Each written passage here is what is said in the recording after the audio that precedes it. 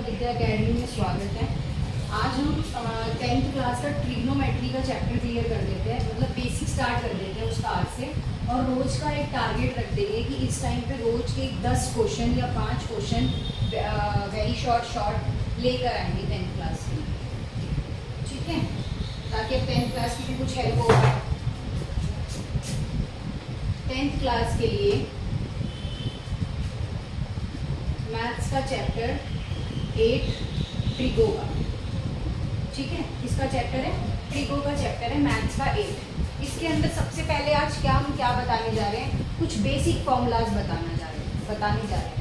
आपकी जो ट्रिग्नोमेट्री है ना, वो आपका बेस्ड है किस पर, राइट एंगल। किस पे बेस्ड है, राइट एंगल। ये वाला एंगल आपका बी हो गया, ये ए हो गया और ये सी हो गया। आप चाहे इसको नाम पी क्यू आर दे दो, आप चाहे इसको नाम ए बी सी डी दे दो, आप चाहे इसको नाम ई एफ जी एच दे दो, आप चाहे इसको नाम वाई एफ ए दे दो, कुछ भी दे दो, कोई फ़र्क नहीं पड़ता उससे, ठीक है। अब आपका जो ये नीचे वाला पॉइंट है, ये जो नीचे है बी सी, ये बेस हो जाता है। ये साइड वाला आपका परपेंडिकुलर हो जाता है, परपेंडिकुलर हो जाता है, ठीक है। उसके बाद ये आपका हाइपोटेनियस हो जाता है, ओके। ये क्या हो जाता है, आपका हाइपोटेनियस हो जाता है। ट्रिग्नोमेट्री के अंदर हमारे पास सबसे पहले ये ट्रिगो का एक बेसिक फंडा है जो हम सब बच्चों को याद होना चाहिए, कि हम सारे बच्चों को, जितने भी बच्चे ट्रिग्नोमेट्री करने जा रहे हैं, उससे पहले उनको ये सारी चीज़ें पता होनी चाहिए कि एक राइट एंगल के अंदर परपेंडिकुलर क्या होता है, बेस क्या होता है, हाइपोटेनियस क्या होता है, ये सारी चीज़ों के बारे में पता होना चाहिए। अब हम एक ग्राफ बनाएंगे, यहाँ पर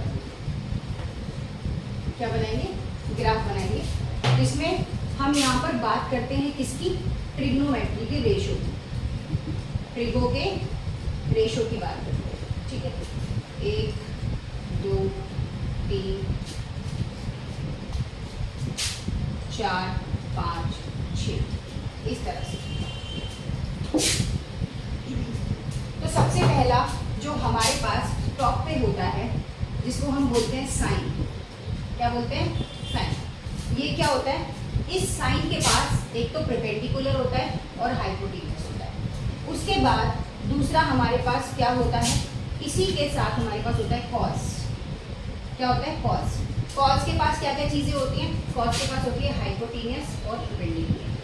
क्या होता है,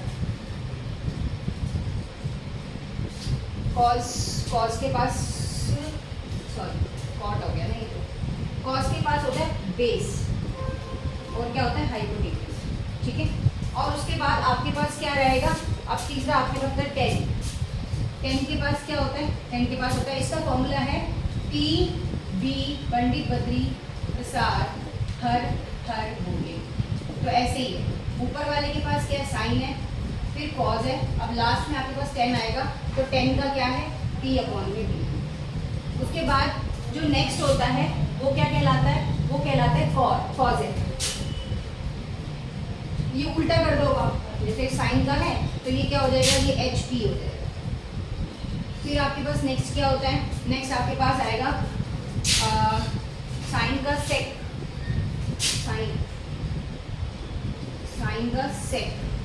साइन का सेक हो गया HP। अब उसके बाद कॉजेक आ जाता है, कॉजेक के अंदर क्या होगा, HB हो जाएगा। और फिर लास्ट में आपका 10 का उल्टा क्या हो जाता है, कॉट का क्या हो जाएगा, B और P हो जाएगा। अगर इसको एक तरह से याद करना चाहें तो साइन का सेक, ये रहा साइन का सेक, ठीक है, कॉस का कॉजेक, 10 का कॉट।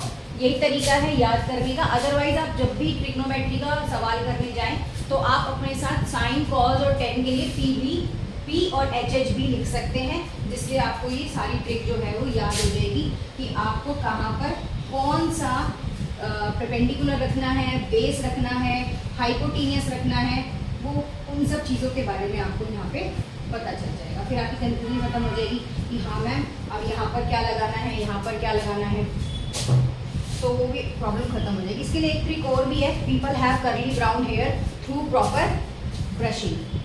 तो वो थोड़ी टफ हो जाएगी, इसलिए हम थोड़ी इजी सी बना रखी है, ये याद करने के लिए बहुत बेस्ट है। नेक्स्ट अब हम यहाँ पर बनाने जा रहे हैं कि आपको ट्रिग्नोमेट्री रेशो में रखना क्या क्या है। सबसे पहले जैसे यहाँ पर अगर मान लो ट्रायंगल बना, ट्रायंगल ना बोल के राइट एंगल बोलेंगे, वरना कुछ बच्चे कहेंगे मैम क्या ट्रायंगल लगाता है। बी सी ए, इसमें ये बेस है, ये परपेंडिकुलर है और ये हाइपोटेन्यूस है। अब अच्छे से याद कर लेना कि क्या क्या चीज़ें हैं। सबसे पहले क्या है, अगर हम यहाँ पर बात करते हैं साइन ए की, किसकी बात करते हैं, साइन ए की बात करते हैं, तो साइन ए में हमारे पास क्या क्या है, पी और एच है, पी और एच। ये ए जो है ना ये एंगल है, ये इसको थीटा बोलते हैं। यहाँ पर हम एंगल को, अगर एंगल की बात करें तो उसे हम क्या बोलते हैं, थीटा बोलते हैं। और हर जगह पे हमें इसी की वैल्यू निकालनी पड़ती है, हर जगह पे। उसके बाद अगर परपेंडिकुलर है तो इसका मतलब क्या करना होगा, इसकी अपोजिट साइड की बात करनी होगी। अपोजिट साइड कौन सी साइड लेनी होगी, अपोजिट साइड, और नीचे तो आपका हाइपोटेन्यूस ही रहेगा। क्या रहेगा, हाइपोटेन्यूस। नेक्स्ट कौन सा है हमारे पास, कॉज ए। कौन सा है, कॉज ए। कॉज ए की वैल्यू अगर यहाँ पर देखेंगे तो क्या रखेंगे, बेस और हाइट रखेंगे। लेकिन परपेंडिकुलर की अपोजिट साइड आपको रखनी है, एक बात याद रखना। तो परपेंडिकुलर की अपोजिट साइड कौन सी होगी, ये वाली बी, बेस। परपेंडिकुलर की अपोजिट साइड की अगर यहाँ पर बात करोगे तो ये हो गई आपकी ए बी, और यहाँ पर हाइपोटेन्यूस आ जाएगा, मतलब कि ए सी। अगर परपेंडिकुलर बोल रहा है तो उसकी अपोजिट साइड लेनी है, ये नहीं कि परपेंडिकुलर को रख देना है वहाँ पर, नहीं नहीं ऐसा नहीं। नेक्स्ट अब यहाँ पर ये बेस की बात कर रहा है, तो यहाँ पर कौन सी साइड आएगी, एडजेसेंट साइड आएगी, एडजेसेंट साइड, और नीचे तो हाइपोटेन्यूस ही रहेगा। अब जैसे ये बेस है, इसकी एडजेसेंट साइड कौन सी होगी, ऑब्वियसली बात है परपेंडिकुलर, तो यहाँ पर क्या आ गया, बीसी, और नीचे तो आपका एसी नहीं है। उसके बाद नेक्स्ट आपका आएगा 10। 10 में क्या करना है आपने, 10 में क्या करना है, 10 का क्या होता है, पी और बी। अब यहाँ पर क्या लेंगे, तो यहाँ पर भी आपकी क्या आएगी, अपोजिट साइड आएगी, और नीचे क्या आएगा, हाइपोटेन्यूस आएगा। ठीक है जी, इसमें अपोजिट साइड आपकी क्या है, ए बी है, और हाइपोटेन्यूस क्या है आपका, ए सी। सॉरी हाइपोनी बेस, हाइपोनी बेस। तो बेस क्या हो जाएगा आपका, यहाँ पर आपका बेस है ए बी,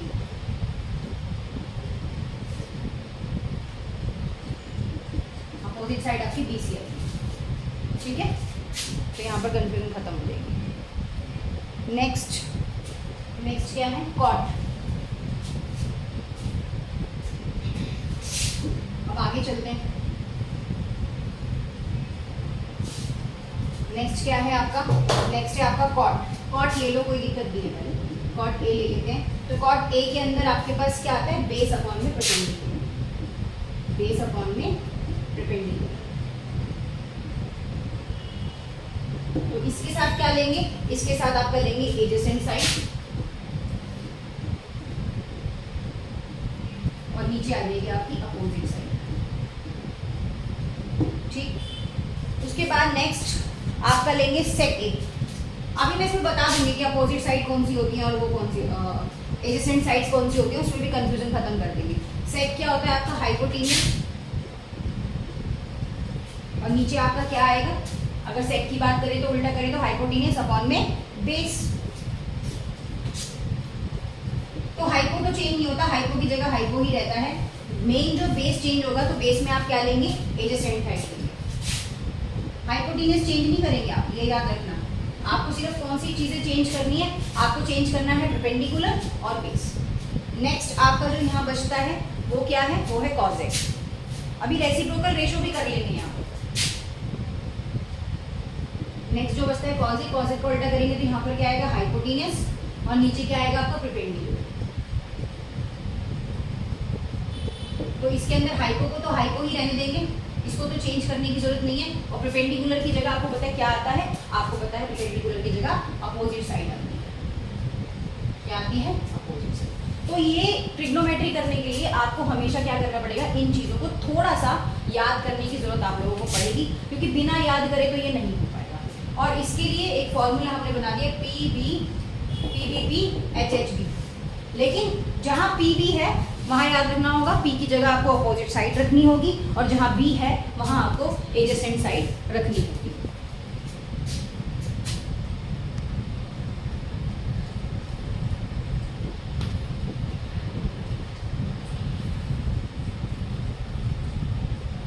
ठीक, अब आगे चलते हैं थोड़ा सा।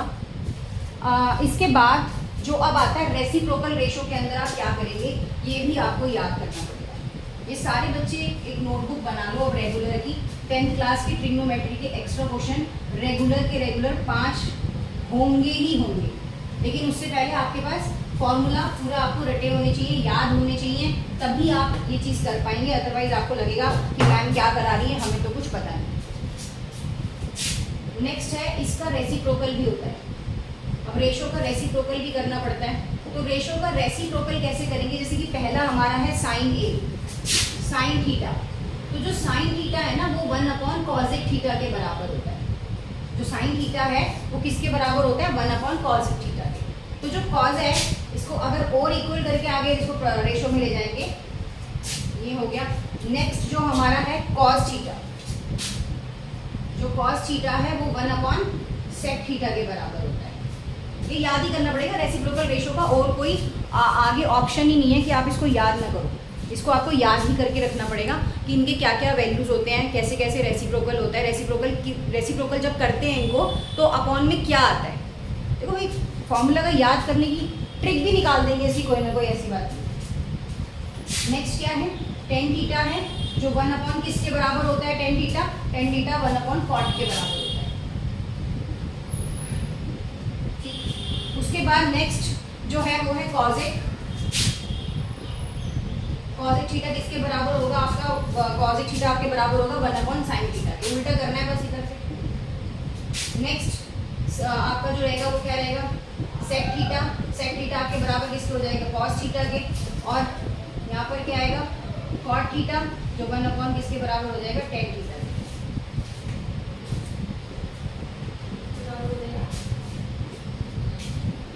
टेन थीटा के बराबर हो जाएगा। और जो बेसिकली अगर एक बात और की जाए, कभी कभार ऐसा भी हो जाता है कि कहीं जगह पर अगर आपको टेन थीटा की वैल्यू निकालने के लिए बोली जाती है तो वहां पर आप अपॉन में भी रख सकते हैं किसको? साइन थीटा और कॉस थीटा। साइन थीटा और कॉस थीटा को अगर आप अपॉन में रखेंगे तो आपकी टेन थीटा की वैल्यू निकल के आ जाएगी।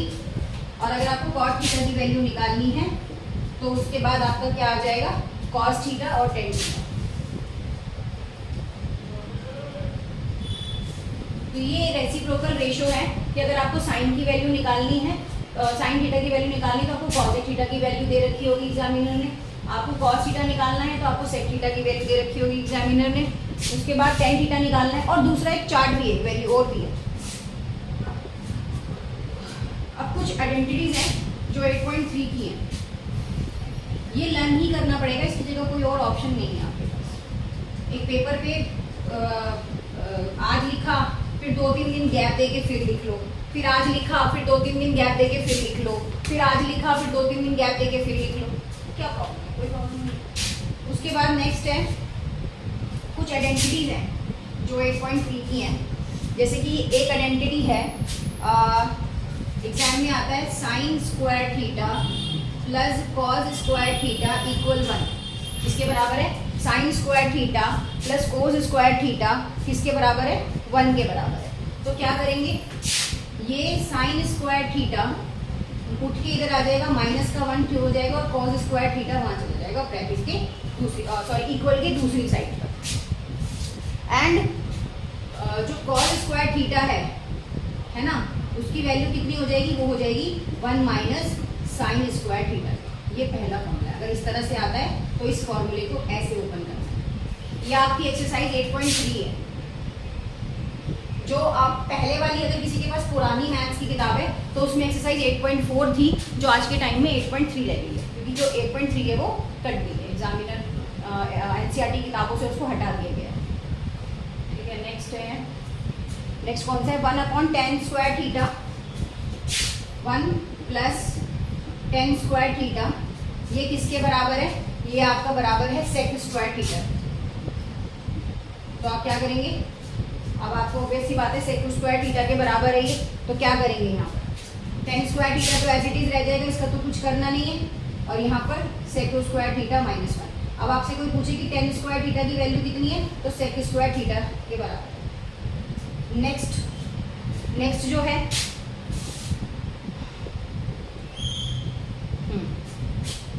और एक बात और भी याद रखनी पड़ेगी कि अगर कभी कभार लिखा हुआ है एग्जाम में sec square theta plus tan square theta, तो इसकी वैल्यू कितने के बराबर है, 1 के बराबर है। अगर कोई पूछे कि आपको इन दोनों की वैल्यू क्या है, तो इन दोनों की वैल्यू 1 है। और अगर आप इनका एंगल वाला चार्ट अभी बनाएंगे वो भी बताते हैं। अब उसके बाद क्या है, नेक्स्ट है यहाँ पर 1 plus cosec square theta. 1 plus cosec square theta किसके बराबर रहेगा आपका, ये रहेगा कॉट स्क्वायर के बराबर, कॉट स्क्वायर थीटा। तो अब यहाँ पर cosec square theta equal cot square theta, ये उठ के आएगा माइनस का 1 हो जाएगा। ठीक है, अब आपसे कोई पूछे cosec square theta plus cot square theta बराबर किसके है, 1 के, तो ये 1 के बराबर है। अभी इसके अंदर सबके अंदर वैल्यू यही ये 3-4 फॉर्मूले हैं जो आपको याद करने पड़ेंगे, इसका कोई ऑप्शन नहीं है। एक ट्रिगो की टेबल भी है कि ट्रिगो की टेबल भी एक है जो पूरी हमें 8.2 के लिए याद करनी पड़ती है, उसको याद ही करना पड़ेगा। बस उसके 3 कॉलम अगर याद हो गए तो समझ लो कि बाकी भी अपने आप याद हो जाएंगे। उसको बच्चे सोचते हैं कि उसको निकाले बैठे, इतना टाइम किसी के पास नहीं होता। निकालना भी आता है हमें, हम निकालना भी सिखा देंगे, कोई ऐसी प्रॉब्लम नहीं है, लेकिन निकालने का कोई बेनिफिट है नहीं, टाइम वेस्ट हो जाता है। तो इससे थोड़ा सा याद कर लो, ज़्यादा बढ़िया है। मेमोरी तो होनी चाहिए ना याद करने की, क्योंकि भैया और थ्योरी का सब्जेक्ट भी तो है, सिर्फ मैथ्स ही मैथ्स थोड़ी पढ़ना है। अब जैसे कि यहाँ पर सबसे पहले क्या है, सबसे पहले है साइन ए, साइन की बात होती है, तो इसके अंदर सबसे पहली वैल्यू जो है वो है 0 डिग्री। ऊपर डिग्री एंगल दे रखे हैं, यहाँ पर 0 डिग्री है, यहाँ 30 डिग्री है, यहाँ 45 डिग्री है, और यहाँ पर 60 डिग्री। ठीक है, ये चीज़ है 45 डिग्री है यहाँ पर, और यहाँ पर 60 डिग्री है। साइन की वैल्यू जो है 0 है, जहाँ पर आपको साइन 30 दिखे उसकी वैल्यू 1/2 पुट करनी है, जहाँ आपको साइन 45 डिग्री का दिखे वहाँ पर आपको वैल्यू 1/2 करनी है √2, और जहाँ आपको साइन 60 डिग्री मिले, मतलब जहाँ पर आपको साइन का एंगल 60 डिग्री का मिलेगा वहाँ पर वैल्यू कितनी हो जाएगी, √3/2, और जहाँ पे अगर 90 डिग्री का दिखेगा साइन आपको, तो वो कितने का हो जाएगा, 1 का। ओके, उसके बाद नेक्स्ट क्या है, नेक्स्ट आपका है कॉस। तो कॉस में आपका पहला वैल्यू क्या है, 1 है, 30 डिग्री कितना है, 3/√2 है, 45 कितना है, 1/√2 है, नेक्स्ट 60 कितना है आपके पास, 1/2 है, और 90 कितना है, 0। ये 1/2 है, 90 कितना है, 0 है। उसके बाद आपका 10 आता है, यहीं पे बताऊंगी, ये बस ये उल्टा करना है। 10 कितना है, यहाँ पर 0 है, ये कितना है, 1/√3 है, ये कितना है, 1 है, ये कितना है, 60 डिग्री कितना है, √3 है, और इसका नहीं पता तो ये नॉट डिफाइंड। क्या है ये, नॉट डिफाइंड। जो वैल्यू नॉट डिफाइंड होती है ना वहाँ पे आप 0 पुट कर सकते हो, जहाँ पे जो वैल्यू नॉट डिफाइंड होती है वहाँ पे आप क्या पुट कर सकते हो, 0 पुट कर सकते हो। चलिए, अब इसी की जगह ना बस मैं यहाँ चेंज कर दूँगी, साइन की जगह मैंने क्या लिखा, कॉसेक, और वैल्यू भी चेंज करूँगी। देखना यहाँ क्या आएगा, सेक, और यहाँ पे क्या आएगा, कॉट। अब वैल्यू चेंज करते हैं। अब साइन की वैल्यू क्या थी, हमेशा मेरे से उल्टा भी हो जाता है, सेक और कॉसेक।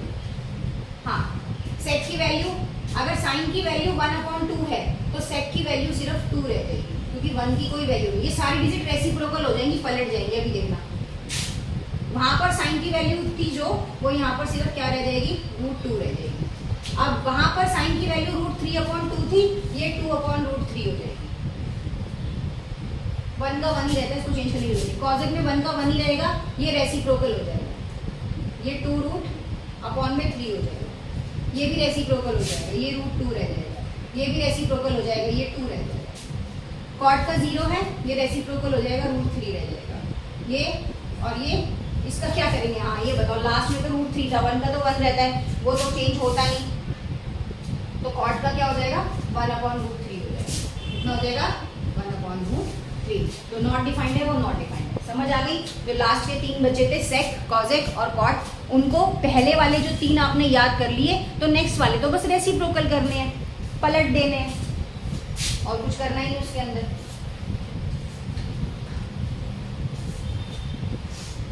अब सबसे पहली चीज ये है कि मुझे इसके अंदर ये बताना था कि एडजेसेंट साइड क्या होती है और वो क्या होता है ना, वो एंगल आपको बना के दिखाना।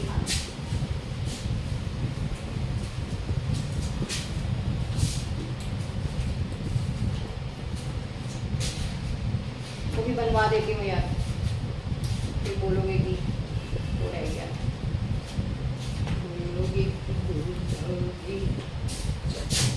अपोजिट साइड वगैरह का जो एक ट्रायंगल बनाने के लिए रह गया था स्टार्टिंग में, जो बता रही थी मैं फर्स्ट वाले ग्राफ में, वो वाला रह गया।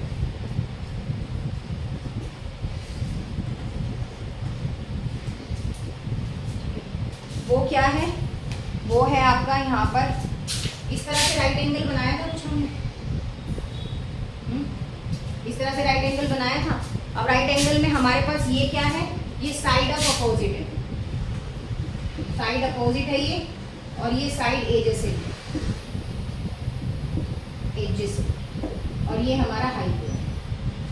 ओके, अब हम एक काम क्वेश्चन निकालते हैं। एक क्वेश्चन है, इफ साइन थीटा अगर 4/5 के बराबर है, इफ साइन थीटा 4/5, तो what is the value of theta, तो वैल्यू ऑफ थीटा के बारे में बताना, what is the value of theta. तो यहाँ पर क्या करेंगे, एंगल तो हमारे सामने बना हुआ है, ठीक है।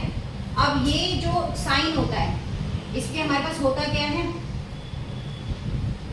P/h होती है इसकी वैल्यू, मतलब कि परपेंडिकुलर वो कितना आएगा हमारा 4, और हाइपोटेन्यूज कितना आएगा 5। इसको नाम दे देते हैं A, B और C, ठीक है। अब यहाँ पर हम रखने जा रहे हैं, हाइपोटेन्यूज हमें दे रखा है AC का स्क्वायर बराबर AB नहीं पता है हमको, और यहाँ पर हमारे पास क्या है BC का स्क्वायर।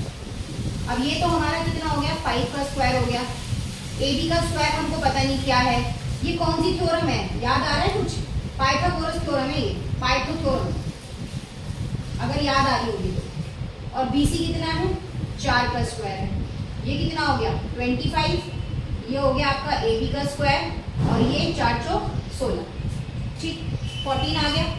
अब यहाँ 25 है, ये 16 अगर लेफ्ट हैंड साइड में उठ के आएगा तो ऑब्वियस सी बात है माइनस का हो जाएगा, और माइनस का होने के बाद यहाँ पर क्या आएगा AB का स्क्वायर है, क्या आएगा AB का स्क्वायर। अब 25 में से 16 जाएंगे तो कितना बचेगा 9, AB का स्क्वायर। अब आपको पता है कि कभी भी अगर राइट हैंड साइड में हमारे पास किसी भी वेरिएबल पर या किसी भी अल्फाबेट पर AB का स्क्वायर लगा होता है, तो वो स्क्वायर हटके लेफ्ट हैंड साइड पे क्या हो जाता है रूट में कन्वर्ट हो जाता है, और राइट हैंड साइड जो होता है वो विदाउट स्क्वायर हो जाता है। अब 9 × 9 के 2 पेयर होंगे तो 3 × 3, और रूट से हमेशा सिंगल डिजिट ही बाहर निकल के आती है, रूट से हमेशा क्या आता है सिंगल डिजिट ही बाहर निकल कर आती है। ये चीज हो गई। अब हमें वैल्यू बतानी है, किसकी वैल्यू बतानी है कॉस थीटा। तो भाई याद हो भैया बात, कॉस थीटा किसके बराबर होता है B/h के। अब हाइपो तो चेंज नहीं होगा, हाइपोटेन्यूज को तो चेंज करने की जरूरत है ही नहीं, हाइपोटेन्यूज तो क्या है 5 का 5 है, और इसकी अपोजिट साइड क्या रहेगी 3, तो आंसर क्या आएगा 3/5, ठीक है। नेक्स्ट कोई क्वेश्चन, ऐसा कोई और क्वेश्चन। तो इस तरह के जो क्वेश्चन है ये आपकी एक्सरसाइज 8.2 से रिलेटेड है, सारे के सारे इससे रिलेटेड है 2 से। देखो क्वेश्चन कैसा आता है मैं बता देती हूँ। एक तो क्वेश्चन ये हो गया। अब क्वेश्चन एग्जाम में कैसा आता है, क्वेश्चन एग्जाम में इतना अच्छा नहीं आता, एग्जाम में इतना अच्छा नहीं कि वो फटाफट ऐसे ही आपको इतने प्यारे प्यारे क्वेश्चन देगा। तो मेरे लाल मेरे बच्चों, मेरी आंखों के तारों, मैं तुम्हें इतना आसान क्वेश्चन दे दूंगा और तुम कर लोगे। क्वेश्चन कैसा आएगा क्वेश्चन कुछ इस तरह से लिखा हुआ है, इफ 5 10 क्या आएगा, इफ 5 10 थीटा -4 है ना बराबर 0, कुछ इस तरीके से लिखा हुआ है पहले। उसके बाद आपको वैल्यू निकालनी पड़ेगी किसकी, अब वैल्यू देख लो कितनी मजेदार वैल्यू आएगी 5, अरे यार तो थोड़ा ही लगा, क्वेश्चन की बुक की दूर रखी, 5 sin theta -4 cos theta upon में क्या है 5 sin थीटा +4 cos थीटा बराबर किसी के लिए, इसकी वैल्यू आपको बतानी किसके बराबर होगा। देखो अगर सिंपल देखा जाए तो ये वेरी शॉर्ट क्वेश्चन है, अगर सिंपल इसकी वैल्यू निकाली तो पहले सॉल्व करना पड़ेगा इसको। ये 5 10 थीटा है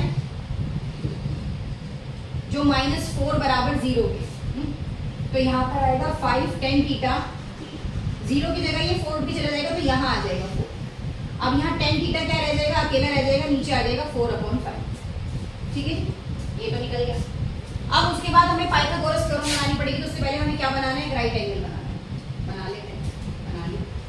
10 हमारे पास क्या होता है, यहाँ पर साइड पे फॉर्मूला लिख लो, PBP HH, पंडित बद्री प्रसाद हर हर बोले, PBP HHB। तो 10 जो होता है वो लास्ट वाला होता है, मतलब कि P/B, और P/B कितना है 4/5, तो हमारा बेस कितना रह गया 4, परपेंडिकुलर कितना हो गया 5। इस तरह से इसमें हमें क्या निकालना है, हाइपो निकालना है, तो इसको हम नाम दे देते हैं ABC। अब यहाँ पर हम हाइपोटेन्यूज निकालते हैं बाय पाइथागोरस थ्योरम से, AC AB का स्क्वायर और यहाँ पर आ गया आपका प्लस BC का स्क्वायर। तो AB कितना है यहाँ, अगर यहाँ पर AB की बात की जाए तो कितना है 4 का स्क्वायर, और BC की बात की जाए तो कितना है 5 का स्क्वायर। ऐसी लगेगी ना पाइथागोरस थ्योरम, ये किसी और तरीके से लगेगी, बताओ यही तरीका आएगा इसका लगने का, और क्या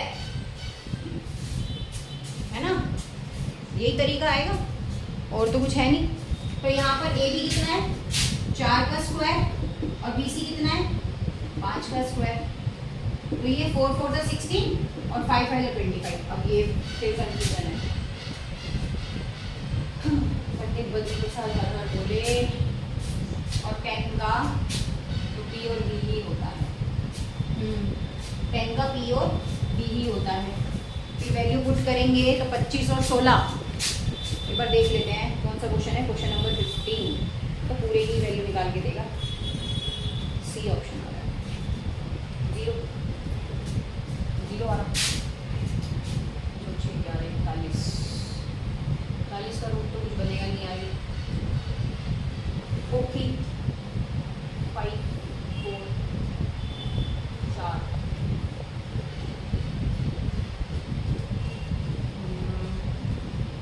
8 है ये हमारी गाड़ी, 16 जमा 25 करेंगे तो मुश्किल हो जाएगा।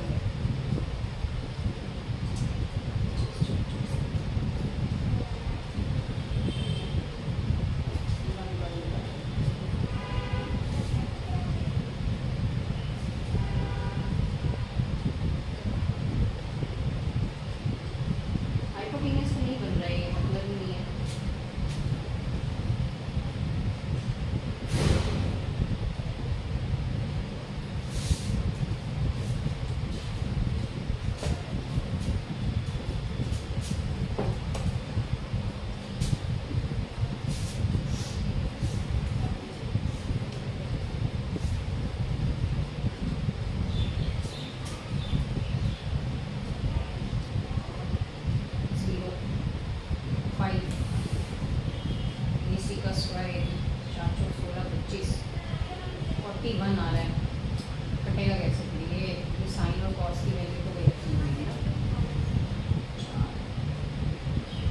चलो कोई नहीं, इस क्वेश्चन को देखते हैं, क्वेश्चन में कुछ एरर हुआ है शायद, देखती हूँ इसको बाद में कराऊंगी, क्योंकि है तो यही, और तो कोई ऑप्शन आएगा नहीं इसमें। और ये हाइपोटेन्यूज बनाते हैं इसको, तो परपेंडिकुलर कैसे निकालें, 4 और 5,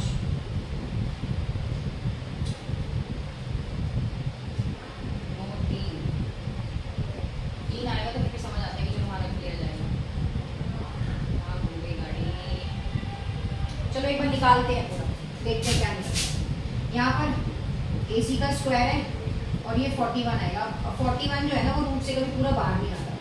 25 और 16, 6 5 11, 2 3 4 और 1। देखते हैं अब क्या ले रहे हैं। ये निकल गई आपकी AC की value of 5 multiply sine theta किसके बराबर होता है, तो साइन थीटा आपका P/H, ठीक है, P multiply H minus 4 multiply cos B/H। Next okay हो गया 5 मल्टीप्लाई साइन किसके बराबर होता है, P/H प्लस 4 किसके बराबर होता है, B/H। चलो 5 P कितना है हमारा 5, ये 41 रूट है, प्लस ये कितना है 4 मल्टीप्लाई B कितना है हमारा 4 और ये कितना है रूट 41।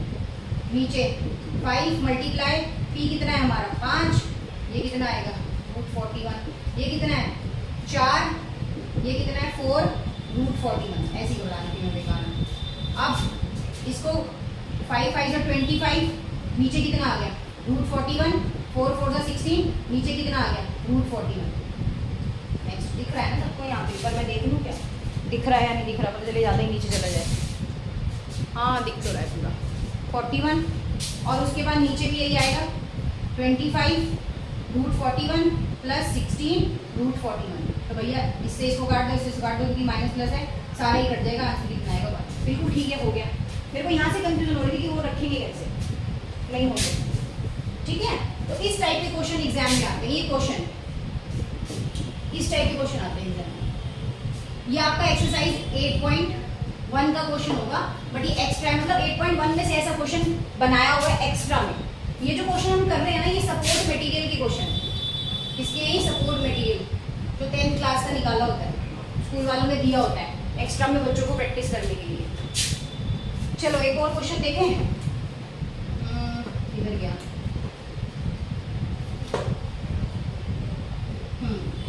एक ये वाला क्वेश्चन देख लेते हैं, इसी टाइप का क्वेश्चन है, क्वेश्चन नंबर 4।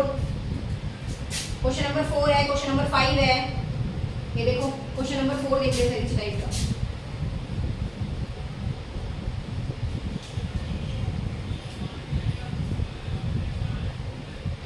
इसी टाइप का क्वेश्चन नंबर 4 क्या है इसमें,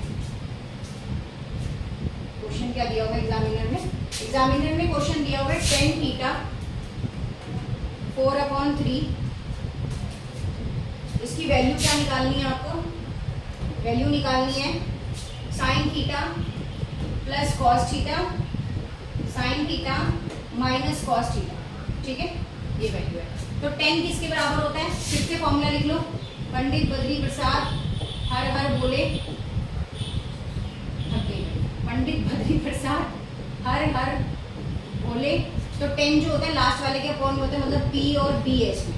इसके पास भी यही है, परपेंडिकुलर और बेस लगाओ भाई पाइथागोरस थ्योरम। AC का स्क्वायर, AB का स्क्वायर, BC का स्क्वायर कितना आएगा 3 का स्क्वायर प्लस 4 का स्क्वायर, 3 3 9, 4 4 16, 3 3 9, 4 4 16, कितना आया 25 आया। AC का स्क्वायर कितना है 25, अब इसको रूट में ले लो, ये 25 हो गया।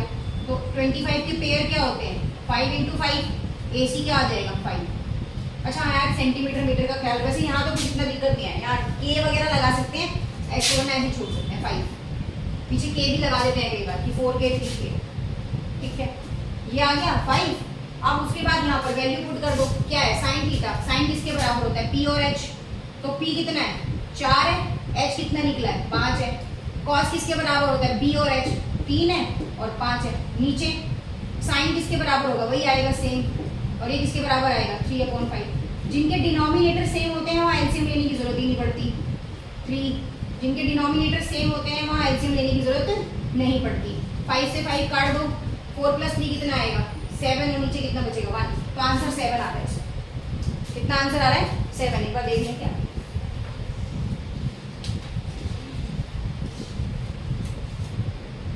आंसर शायद दिए नहीं होते मुझे यहाँ पे, एक बार कोई और भी। हाँ बिल्कुल सही है, क्वेश्चन नंबर 4 है ना, हाँ क्वेश्चन नंबर 4 बिल्कुल 7 आ रहा है इसका आंसर, बिल्कुल ठीक है। इसी तरह के और भी क्वेश्चंस हैं यहाँ पर जो आप आराम से कर सकते हैं।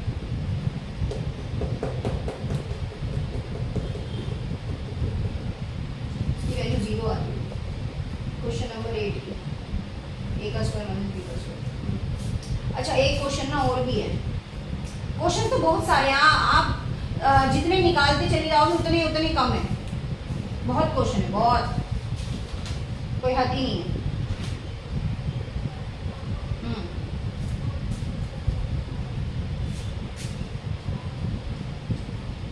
8.2 की जो टेबल कराई थी उसमें से देखो किस टाइप का क्वेश्चन आता है, मैं एक बार दिखा देती हूँ। 8.2 के लिए जो टेबल कराई थी वहां के लिए एग्जामिनर कैसा क्वेश्चन कराता है वो बता दें। एक्सरसाइज 8.2 के लिए जो स्टार्टिंग में टेबल कराई थी वहां के लिए क्वेश्चन है, ऐसा क्वेश्चन आए, मान लो 10 की पावर 4 थीटा प्लस cot की पावर 4 थीटा इक्वल किसके है, इक्वल है इफ दे रखा है, सॉरी, इफ 10 की power theta plus cot theta बराबर, पावर नहीं, 10 थीटा प्लस cot थीटा बराबर, अब 10 की पावर 4 है और cot की पावर 4 है, तो यहाँ पर जो बेसिकली वैल्यू निकालनी है ना वो वैल्यू ऑफ थीटा निकालनी है, इसकी निकालनी है थीटा। तो यहाँ पर जो 10 है, 10 की पावर 4, इन सबको हम 45 डिग्री से लेकर चलते हैं, क्योंकि हमारे अंदाज से जो थीटा की वैल्यू होती है वो हमेशा 90 डिग्री होती है। देखो ये हमारे पास राइट एंगल होता है, अगर हमें एग्जामिनर ने कुछ नहीं दिया तो हमें थीटा क्या मानना है, हमेशा 90 डिग्री मानना है, यही हमारे लिए वैल्यू होती है।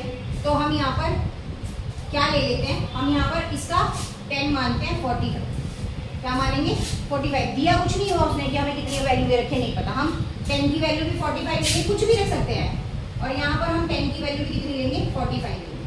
अब 10 की वैल्यू 45 किसके बराबर होती है, 1 के बराबर होती है, तो यहाँ भी 1 आ जाएगा, 1 की पावर 4, और यहाँ पर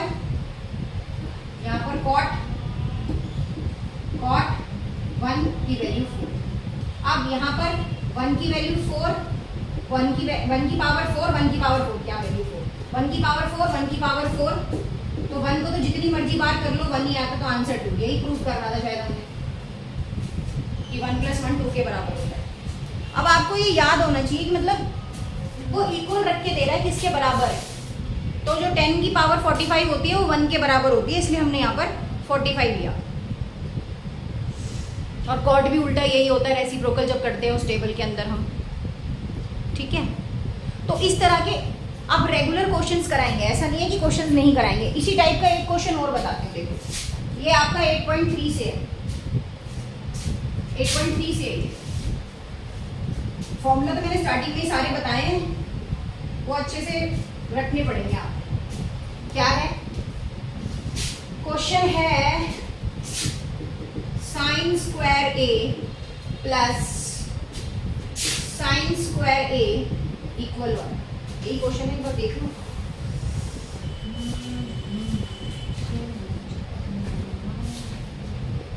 यस, और वैल्यू किसकी निकालनी है, वैल्यू निकालनी है हमें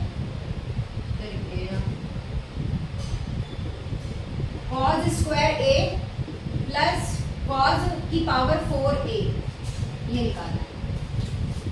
अगर cos की वैल्यू निकल गई तो फिर हम निकाल ही लेंगे इसको। तो अगर हमें थोड़ा सा याद हो तो साइन जो होता है वो साइन थीटा जो होता है वो हमेशा cos थीटा के बराबर होता है ना, और साइन थीटा अपॉन में cos थीटा बराबर किसके होता है, 1 के।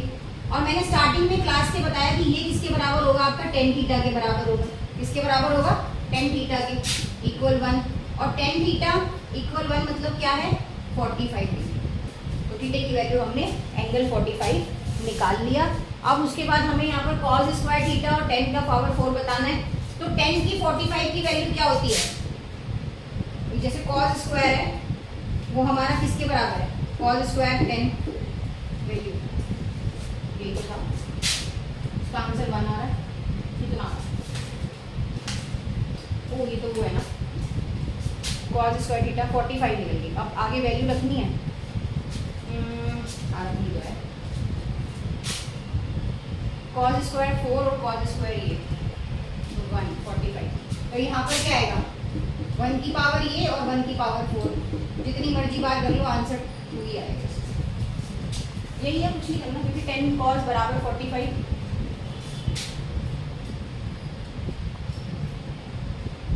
या इस क्वेश्चन को भी रहने देंगे, इसको अपलोड नहीं करेंगे ना, इसके लिए रुकेंगे। लास्ट वाला क्वेश्चन छोड़ देना, ये अभी बाद में कराएंगे, इसको बाद में देखेंगे, कट बाद में देखेंगे इसको। ये क्वेश्चन रोक देते हैं क्योंकि 8.4 का क्वेश्चन है, फिर कहोगे मैम ये समझ नहीं आया। तो आज के लिए इतना सफिशिएंट है ना, ये आज इतने क्वेश्चन कराए हैं, और भी बहुत सारे क्वेश्चन हैं जो इस तरह के हैं, वो भी आप लोग कर सकते हो आराम से। तो एक्स्ट्रा क्वेश्चन करना शुरू कर दो, क्योंकि अब पेपर आ ही जाएंगे सितंबर 20 से या 25 से, 15 से, सॉरी 15 से। ठीक है, थैंक यू।